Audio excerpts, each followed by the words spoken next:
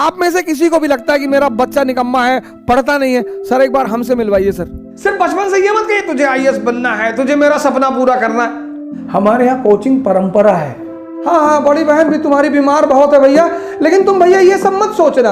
अगर आपके घर का कोई बच्चा प्रतियोगी परीक्षा दे रहा है तो माँ बाप से मैं सादर हाथ जोड़कर निवेदन करता हूँ,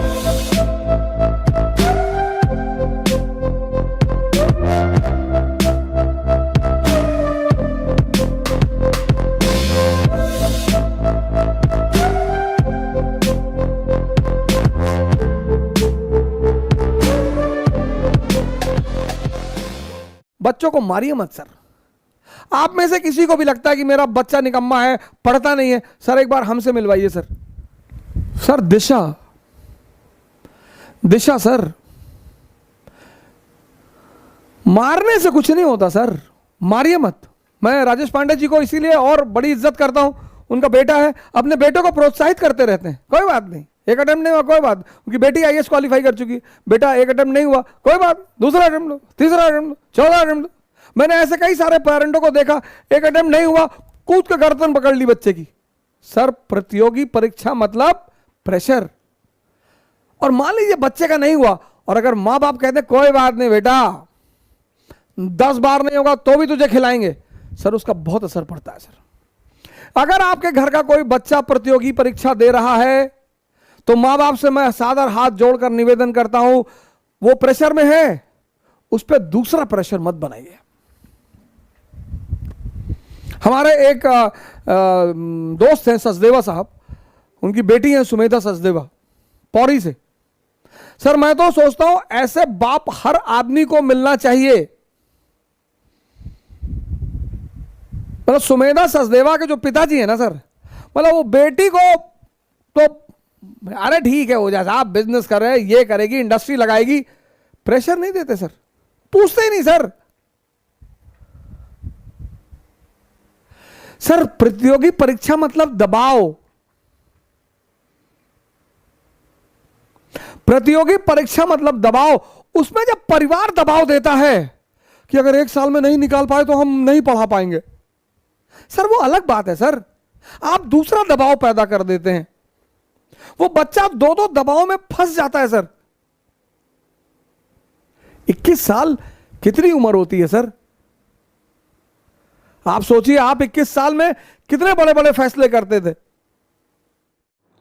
और जब आप मजबूरी में कोई काम करते हैं, उस काम के सफल होने की संभावना 0 के बराबर भी नहीं होती। सिर्फ बचपन से ये मत कहिए तुझे आईएएस बनना है, तुझे मेरा सपना पूरा करना है, ये सब मत करिए सर। उनका मानसिक विकास कराइए सर। इतिहास में ऐसे ऐसे नायक हैं सर ना कि बस सजदा करने को मन करता है। आप इतिहास पढ़ो, आप इतिहास सब्जेक्ट अगर आपका नहीं रहा है ना, तो आप नेहरू जी ने एक किताब लिखी है, भारत एक खोज, पढ़ो sir. Glimpses of world history, 2 किताब उनकी पढ़ो sir. Glimpses of world history कोई किताब नहीं है सर। जब वो जेल में थे तो अपनी बेटी को लेटर लिखते थे, तो उस लेटर में विश्व इतिहास की घटनाएं लिखते थे। उन्हीं लेटरों को जोड़कर किताब बना दी गई। इसलिए जब आप किताब खोलेंगे ना तो उसमें चैप्टर नहीं, चैप्टर पे क्या टाइटल क्या लिखा, नैनी जेल से लिखा गया पत्र, अल्मोड़ा जेल से लिखा गया पत्र। सोचिए जेल से आदमी पत्र लिखता था और उस पत्र में विश्व इतिहास लिखता था। हमारे बहुत सारे माँ बाप अपने बच्चों को डेली सारी कथा बता देते हैं कि आज बड़े चाचा तुम्हारे मकान में हिस्सा मांग रहे थे, हाँ हाँ कह रहे थे कि हाँ आधा हिस्सा हमारा है भैया, बड़ा परेशान। अच्छा भैया तुम, लेकिन भैया आराम से पढ़ना भैया, तुम ये सब मत सोचना भैया कि बड़े चाचा तुम्हारे हिस्सा मांग रहे थे, भैया ये मत सोचना। हाँ हाँ, बड़ी बहन भी तुम्हारी बीमार बहुत है भैया, लेकिन तुम भैया ये सब मत सोचना। ये करते हैं माँ बाप। जब सब बता ही दे रहे हो, इसलिए पहले लोग आश्रम में जाते थे,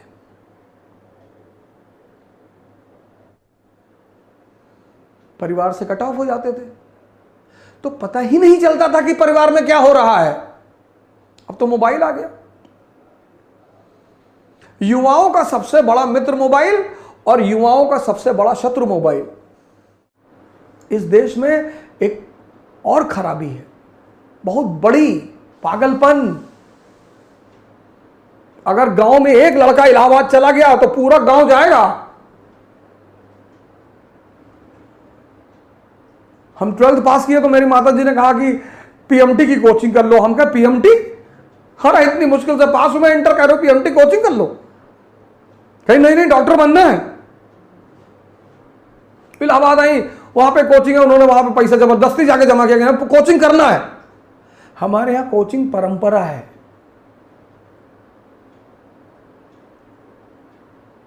माँ बाप सोचते हैं कोचिंग चला जाएगा, कम से कम शहर छोड़ेगा, बवाल टलेगा, घर में रहेगा, सुबह 6 बजे बुलेट निकाल लेगा, उस पर आगे लिखा लेगा महाकाल, गोछा गोछा बांध के शहर में टहल रहा, कुछ बदतमीजी ही करेगा। क्या कोचिंग? कोटा भेज दो, कोटा।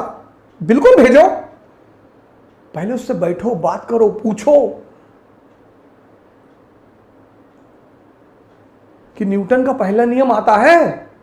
हाँ, पहला नियम आता है न्यूटन का कि पेड़ पर चढ़ जाओ, तब तक ना उतरो जब तक नीचे कुछ अच्छी चीज दिखाई ना पड़े। अगर ये सब बता रहा है तो थोड़ा सा विचार करो।